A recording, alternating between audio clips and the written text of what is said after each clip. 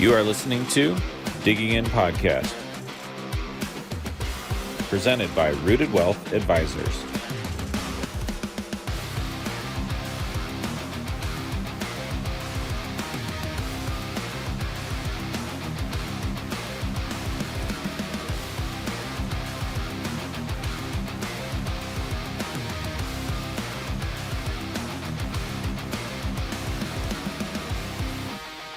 Hey, everybody, and welcome back to another episode of the Digging In Podcast. I'm your host, Kinch Kelly, helping you get those questions answered to and through retirement. Today, I am joined by the legendary Connor Zimmer. He is the newest advisor to the firm, hailing out of Denver, Colorado. He holds that office on lock. He's also a CFP. He's also a gym rat. He also loves Formula One. Connor, how you doing, man? Doing great. How you doing, Kinch? Hey, I am doing fantastic. Fantastic myself. About time we get you on the podcast, man. I know it's been a minute, but I'm excited to dig into it with you and explore some questions. Yeah, absolutely. For those of you that don't know, Connor joined our team in July of 2023, right? Connor, am I Right. getting that? So the fact that it's taken us this long to get you on the podcast, that's mine. I will own that mistake. We've hung out several times, been back and forth to Denver, but usually when I'm out there, we are ramming and jamming, rocking and rolling, and we don't have a chance to like actually sit down and do this. So thanks for making time for me today. Um, let's just start at the very high level. What do you do at Rooted Wealth Advisors? Great question. I'm the lead advisor here for the Denver office. So I do everything from, reviewing with our current clients to meeting with new prospects. But I lean really, really heavily into, of course, our team for financial planning, for tax analysis. And I know that's one of my biggest passions being a CFP is, digging into that planning. I love nothing more than when we go through tax reduction reports with our clients and saying, we're going to save $300,000 over the next 15 years in tax. That to me, that's my day to day between, like I said, planning and just going over, current situations with clients. That's my bread and butter, and that's what I love to do. And you mentioned those three little letters, CFP. For those Mhm. watching at home, maybe just doing their homework, help us out there. What does that CFP stand for? Right. So CFP is Certified Financial Planner, meaning that, you know, anybody that you see with that mark by their name has gone through some pretty rigorous testing, some pretty rigorous studying, taking financial planning to a deeper level, to a certain standard, which really, honestly, hopefully your advisor, if you have a current one, is a CFP because it really just shows that they've gone the extra mile in the planning standpoint to really make sure that we're looking at it from all aspects, right? It's not just investments. There's a plethora of things that we need to consider when it comes to retirement. And that's on top of your Series 65, right? That holds you to that fiduciary standard. So it's like a Correct. double Correct. whammy, right? Double whammy, 65, the 7, all those fun series. The CFP is really, I guess, the cherry on top, if you will. It's like you're a Boy Scout and you're just collecting badges. Yeah, yeah. If I had a sash, maybe a little band here, you'd see a lot of badges on there. But that's a good idea. Should get one of those. We could probably work that out. We could Yeah. certainly work that out. Um, a native of California, but you've been in Denver for most of your life. Yeah, I've been in Denver for 24 years. We came here, when I was younger in 2000. My whole extended family is from California. They still are. But my folks, we moved here just for my dad's work in 2000, actually, kind of when, and I talk about this all the time with the market, but when the tech bubble burst, obviously it was very, very tough to find a job. Colorado is where it's at. Longmont, just north of Denver here, is where I spent, my days growing up, and I still love going back there. Now I'm a little bit further south in Littleton, but I get up to Longmont quite often since my folks and my brother and sister are in that area still. Every chance. I get to get out to Colorado. Every chance. The mountains are calling. I love the view from our office there right now that Oh we yeah. can see the mountains. There's just so much to do out in Colorado. Walk us through what are some of your favorite things to do? I was just thinking about this the other day as summer is kind of coming, spring is maybe coming a little bit early. It's been warm. Super excited to just get out to Red Rocks, do some hiking up above. We love to go camping. But really looking forward to this summer, just being outside more. I used to be a bit more of a skier, not as much anymore with just I've had some knee problems, but yeah, I just love to get outside. And, I live about probably 10 minutes from Red Rocks. So if I need something to do and it's nice out, you can always just go run those steps, walk those steps, get some sunshine. And, there's nothing better than the Colorado sunshine for sure. When I was out there in October of last year and we went around with you and just following you around with the camera, getting some shots, man, that was so cool just to be out there hiking, climbing again with some gear. Definitely got the urge to get back, for sure. When you're Yeah. not in the office and you're not climbing, you can be found at the gym a lot. Is it is it Sometimes, is it is it is it bulking season? Is that what it is?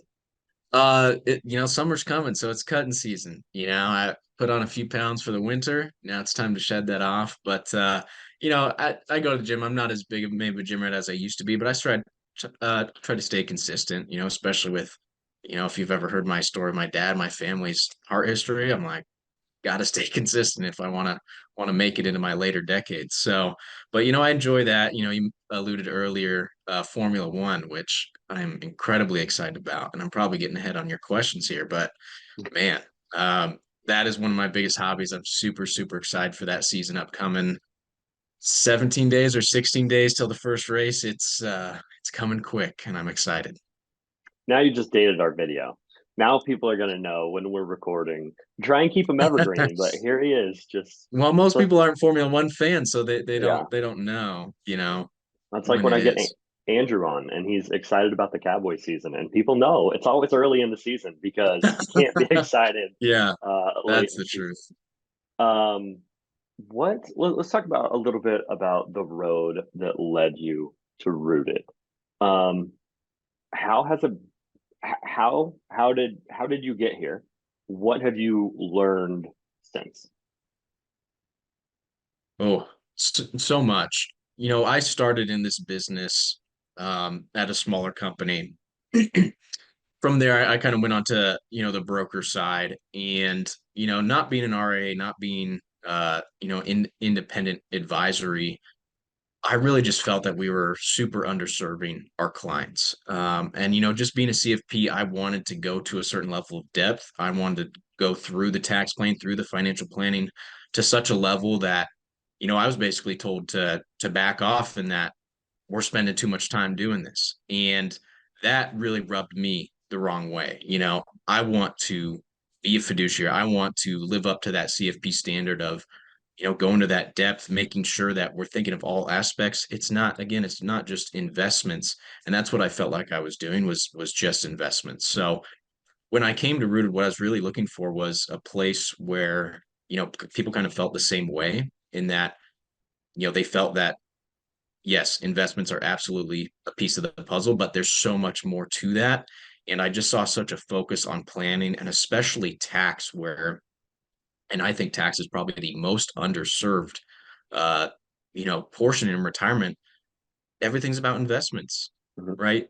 We want to reduce tax as much as we can. And I just saw that echoed so much at Rooted and it really, tracked with what I thought a real financial advisor, a real financial planner should be. And I just, believe so deeply in that vision that, how could I say no to that? That's awesome, man. That's awesome. I know, as our team has grown over the years since I've been here, always trying to find people that are growth minded, that want to do what's right for the people that we're serving, um, and just have that heart for connection, man. Just want to commend you. I know you weren't much of a public speaker before you came to Rooted. But man, a lot of training, a lot of hard work to get ready to present in front of people, right? Whether it's at restaurants or libraries or some of the other places that we've been. Um, I've just been able to see you grow and develop and share your passion for that planning with people, whether they become clients or not, because we truly believe in, financial education, financial literacy for our communities. Whether people have, $2 to their name or $2 million to their name. So it's been really cool to see you just connect with that. Can you speak to your heart for people at all? Yeah, and I think you hit the nail on the head. I wasn't a public speaker. I mean, obviously that's still a thing that makes me nervous. Maybe, some folk think I'm better at it than I think I'm at it. But when I get up there, right, and I speak to that, all I'm viewing myself as an educator, right? And I just think, you don't know what you don't know, and what I want to do and what I feel like I was blessed with growing up was knowledge of finance. And I want to do that for everybody that I come across, and just realizing that, and I think back to my own folks, like my dad, he doesn't have time to think about finance. He's an incredibly smart guy. He's an engineer, but finance, he doesn't really know much more than surface level. And I think that rings true for everybody because you're living your life, you're working, your family. You don't have time to understand everything on a deeper level. And that's why you bring on a professional. So that's what I love to see. And I just love seeing, you know, folk really live out their retirement dreams, and like, how do we get to there? And I love meeting people and saying, all right, we're at this point, we want to get to this point. What's in the middle, right? How do we Mhm. achieve that?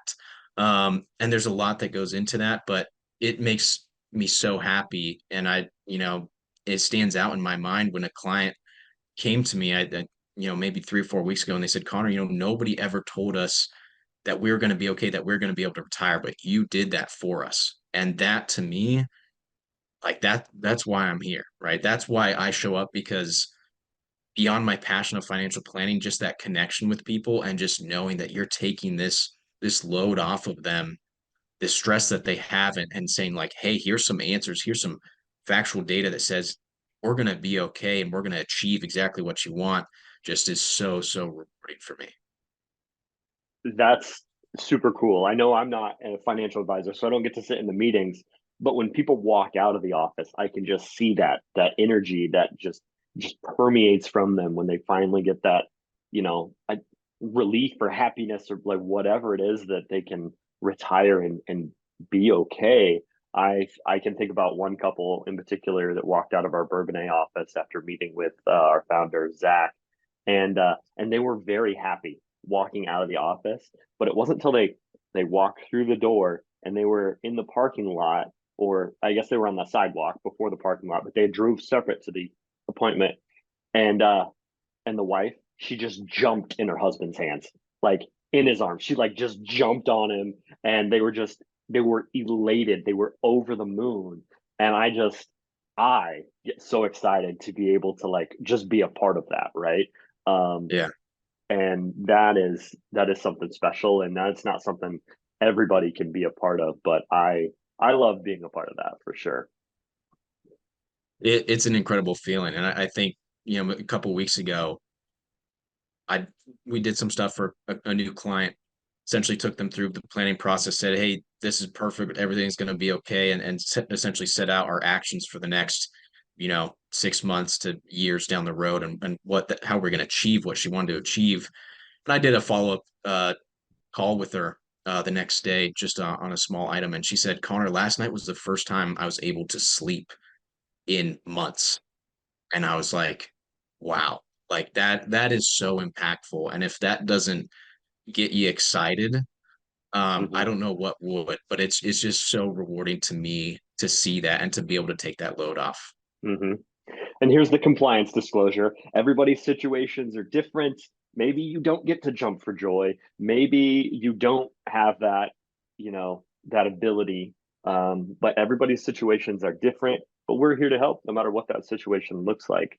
Um, Anything else you got to add on your introductory episode, Connor? Trying to think. We didn't touch much on Formula One, so I'm a little disappointed on that. All right, But all right. Here's your chance. Favorite driver, okay, favorite team, favorite track. okay. Uh, well, my favorite driver, and this is before. All right, he became a world champion. All right, Max Verstappen before he became world champion. Formula One's a little different though, right? I feel like, football, these things, everybody's like, this is my team, I'm ride or die. And but it's like I still root for multiple teams and I like other drivers that aren't on the team that I like. But I'm a huge fan of, Verstappen, Leclerc, even Alex Albon, just great drivers. And I just think it's really interesting to see those interactions. But at the end of the day, I think I'm a Max Verstappen fan no matter where he goes. Currently, that's Red Bull, and probably the most interesting track, at least for the last year, is Imola. Um, just some great racing there, and Where's that one at? I don't even know where that one's at. so well between Imola and well, there's a few different tracks, but in Austin as well, that might be a good one. I like the dedicated racetracks, right? There's a lot of street circuits in Mm-hmm. Formula One, but I like the dedicated tracks because I just think it has that much better racing. And maybe that's my answer, right? The dedicated racetracks are the best. Vegas, even though it was kind of a weird first race, was a really exciting race for this year. I know there are a lot of critics for that. And if there's any Vegas residents watching this, you probably hate it, and I get it. But the dedicated racetracks are the best, so maybe that's my answer. I mean, I'm just a sucker for the Monaco Grand Prix. I think Yeah, that's just a classic. it's iconic. Also, just just the back and forth on some of that, where like they get the car all the way down to like I don't know, feels like 30 miles an hour, and then they're Oh right yeah, back up to like 105. So yeah, we try and watch that one, but I don't have a driver. But I know some of those race fans because I covered sports for a while in my life. It feels like a lifetime ago, but some of those race fans are very dedicated to a driver. And they got the M&M's jacket and they got the like everything. But when that driver switches teams, man, uh, it can be a bloodbath out there. definitely, definitely. But it's all in good fun, at least for me. So if anybody wants to get you talking, it's always Formula One. It's always working out, and family and finances. You know, all those things. All those things. Exactly. Well, Connor, it was great chatting with you today. If you at home want to meet Connor or talk to Connor about your personal situation, go ahead, drop us an email, Connor at rootedretirement.com. He'd love to sit down and chat with you and just kind of figure out where you're at because that's what we're about, second opinions. So until next time, keep digging in.